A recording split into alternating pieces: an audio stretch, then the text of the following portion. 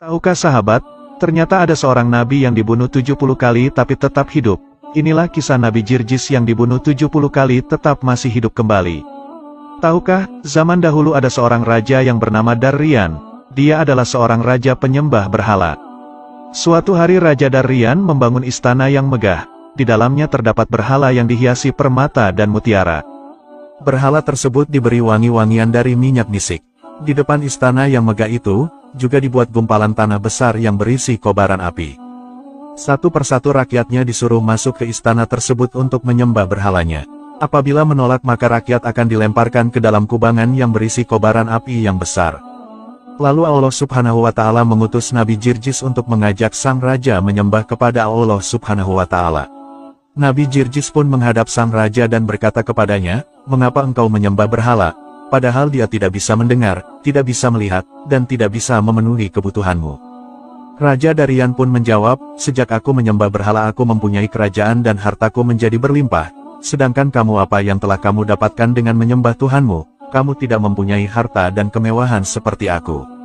Tidak nampak sedikitpun kenikmatan yang kamu dapatkan." Nabi Jirjis kembali berkata, "Sesungguhnya nikmat dunia itu akan hilang saat kita meninggal, dan Tuhanku telah memberikan kepadaku nikmat akhirat di dalam surga."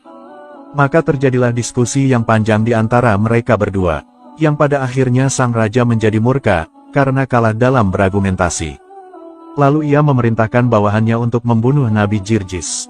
Sang raja memberi perintah untuk mendidihkan air dalam sebuah bejana besar lalu menumpahkan ke tubuh Nabi Jirjis. Seketika itu juga, tubuh Nabi Jirjis langsung meleleh. Tak berhenti sampai di situ, sang raja memerintahkan untuk menyisir tubuh Nabi Jirjis dengan sisir yang terbuat dari besi hingga tak tersisa sedikitpun daging dari tubuh Nabi Jirjis, kecuali hanya tulang-tulangnya saja. Lalu Allah Subhanahu wa Ta'ala menghidupkan kembali Nabi Jirjis dan mengembalikan bentuknya seperti sedia kala. Kemudian Nabi Jirjis menyeru kepada sang raja dengan suaranya yang keras, "Hai kafir, katakanlah tiada Tuhan selain Allah." Melihat keajaiban itu, bukannya membuat sang raja menjadi beriman, tapi justru membuat sang raja semakin geram.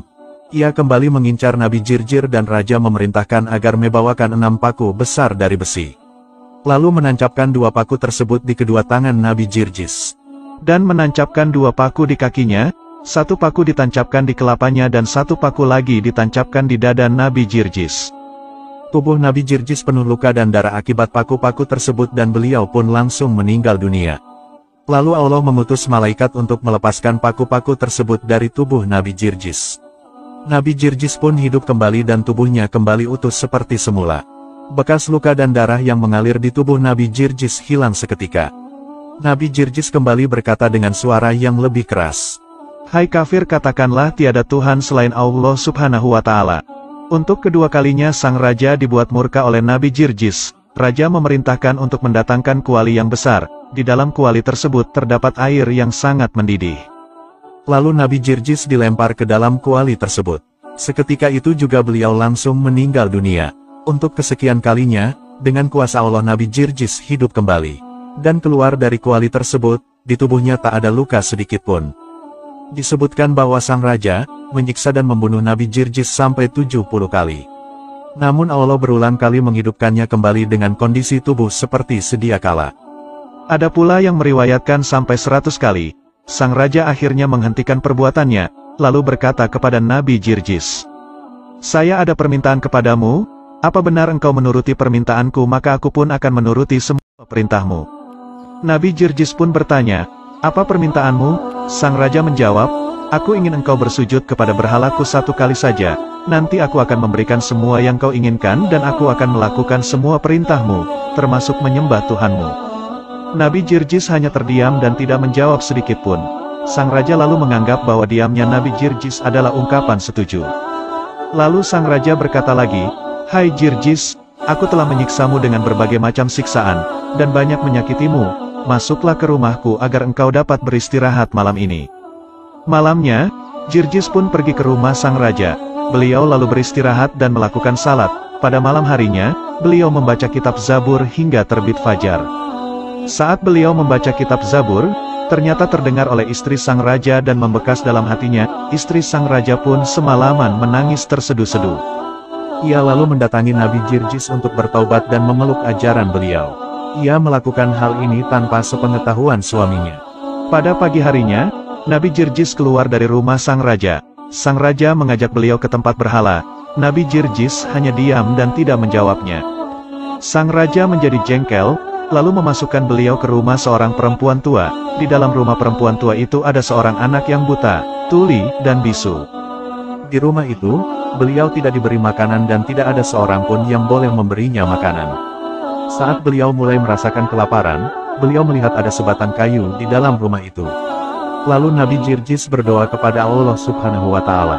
Lalu batang kayu itu tumbuh daun dan berbuah dengan buah yang bermacam-macam. Ketika perempuan tua itu melihat kejadian tersebut, ia pun mengimani ajaran Nabi Jirjis dan meminta agar mendoakan anaknya menjadi normal.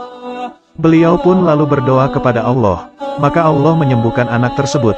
Nabi Jirjis lalu memanggil anak itu, "Wahai anak laki-laki." Anak tersebut menjawab, "Labaik ya Rasulullah. Pergilah kamu ke tempat berhala, dan katakan kepada berhala-berhala itu bahwasanya Jirjis memanggilnya." Perintah Nabi Jirjis kepada anak laki-laki tersebut. Anak itu pun pergi dan masuk ke tempat berhala-berhala yang jumlahnya ada 70. Lalu anak itu menyampaikan kepada berhala apa yang diperintahkan oleh Nabi Jirjis. Dengan kuasa Allah Subhanahu wa Ta'ala, berhala-berhala tersebut berjalan menuju kepada Nabi Jirjis. Berhala-berhala tersebut berjalan menggunakan kepalanya dengan posisi terbalik. Saat itu istri sang raja melihat berhala-berhala itu berjalan, lalu mengikuti kemana arah tujuan berhala-berhala tersebut. Sesampainya di hadapan Nabi Jirjis, beliau melihat istri raja di belakang berhala-berhala tersebut. Kemudian Nabi Jirjis menunjuk bumi dan menghentakkan kakinya. Seketika itu juga bumi terbelah, berhala-berhala yang ada di hadapannya hancur berantakan. Ketika istri raja melihat mukjizat Nabi Jirjis, maka ia pun pergi ke istana, dan berseru kepada rakyatnya, "Wahai penduduk negeri, kasihanilah diri kalian, ikutilah ajaran Nabi Jirjis." Sang raja sontak kaget mendengarnya, lalu raja berkata kepada istrinya, "Sesungguhnya aku sudah melihat banyak mukjizat, tapi aku tidak mau mempercayainya. Engkau baru melihat satu saja sudah langsung mempercayainya." Sang istri menjawab, "Itu karena kamu adalah orang yang celaka, sedangkan aku adalah orang yang beruntung." Kemudian sang raja pun memerintahkan bawahannya untuk membunuh istrinya. Di saat yang lain, Nabi Jirjis bermunajat kepada Allah, "Ya Tuhanku, saya telah merasakan gangguan orang-orang kafir selama 70 tahun lamanya dan sudah tidak tersisa lagi kemampuanku setelah hari ini. Maka berikanlah kepadaku rizki mati syahid dan azablah mereka." Tidak lama kemudian datanglah beberapa utusan istana kepada Nabi Jirjis, lalu mereka melepaskan pedangnya ke tubuh Nabi Jirjis. Nabi Jirjis pun meninggal dalam keadaan syahid. Setelah Nabi Jirjis terbunuh, terlihat api besar yang berkobar-kobar turun dari langit. Api tersebut lalu membakar istana sang raja hingga tak tersisa sedikit pun. Raja pun dan para pengikutnya mati dalam keadaan mengenaskan. Nabi Jirjis ini oleh sebagian ulama digambarkan sebagai nabi yang memiliki mukjizat dari Allah SWT. Dia dibunuh sebanyak 70 kali dan selalu hidup kembali. Hanya saja, kisah tentang Nabi Jirjis, perihal kapan masa kenabiannya, lokasi dia diutus, banyak versi. Beberapa sumber mengambil kisah Jirjis diilhami oleh karakter Saint George, yang dikenal di kalangan orang Kristen sebagai sosok ilahi dan legendaris. Lalu ada pula yang menyebut Jirjis tinggal di Mosul, Irak. Hal ini diketahui dari sebuah bangunan masjid bersejarah dan kuil yang dibangun pada abad ke-14 di Mosul. Bangunan itu sengaja didirikan untuk menghormati Nabi Jirjil. Namun komplek tersebut dihancurkan ISIS dalam suatu serangan pada Juni tahun 2014. Satu riwayat lagi menyebut Nabi Jirjis merupakan salah satu dari 313 nabi yang Allah berikan mukjizat. Kitab As-Sabatu fi Mawaidil Bariyat menyebut ada 7 peristiwa berdarah yang terjadi pada hari Selasa, salah satunya adalah terbunuhnya Nabi Jirjis. Prof. Dr. Umar Sulaiman Al-Asikar dalam bukunya berjudul Pengantar Studi Akidah Islam, menjelaskan bahwa para ulama tafsir dan sejarah menyebutkan banyak nama para nabi dengan menukil dari Bani Israel, atau berpegang pada pendapat-pendapat yang tidak jelas kesahihannya. Jika nukilan-nukilan ini bertentangan dengan apa yang terdapat dalam Al-Quran dan Sunnah Nabi, maka kami menolaknya, katanya. Dia mencontohkan seperti ungkapan orang yang mengatakan, bahwa ketiga utusan yang diutus kepada penduduk desa yang kisahnya disebut dalam surat Yasin, mereka adalah pengikut Isa, dan sesungguhnya Jirjis dan Khalid bin Sinan, keduanya adalah nabi setelah Nabi Isa.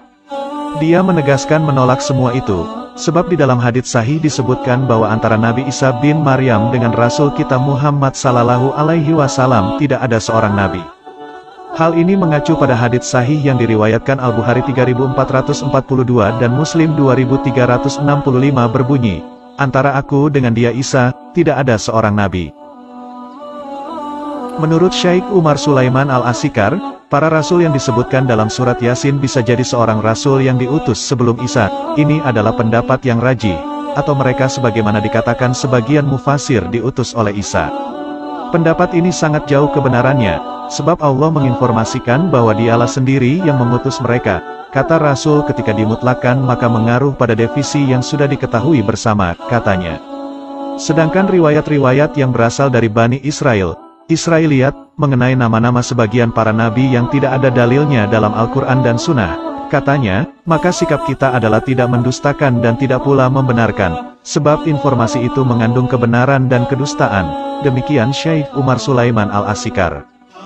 Sahabatku semua, itulah sekilas kisah tentang Nabi Jirjis, yaitu seorang nabi yang mempunyai mukjizat luar biasa yang Allah berikan kepadanya, yaitu bisa hidup setelah 70 kali disiksa oleh raja yang kejam dan juga benci kepadanya. Semoga saja sekilas kisah ini dapat memberi manfaat bagi kita semua dan juga dapat menjadi ilmu pengetahuan yang baru.